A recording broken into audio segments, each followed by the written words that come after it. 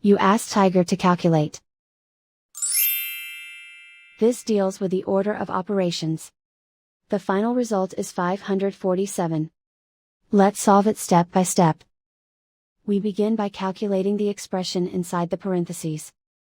Calculate any addition or subtraction, from left to right. 6 plus 3 equals 9.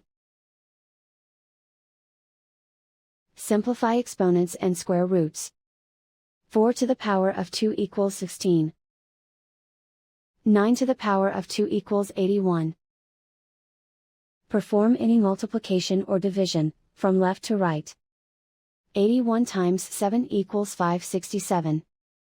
Calculate any addition or subtraction, from left to right. 567 minus 4 equals 563. 563 minus 16 equals 547. And so the final result is 547.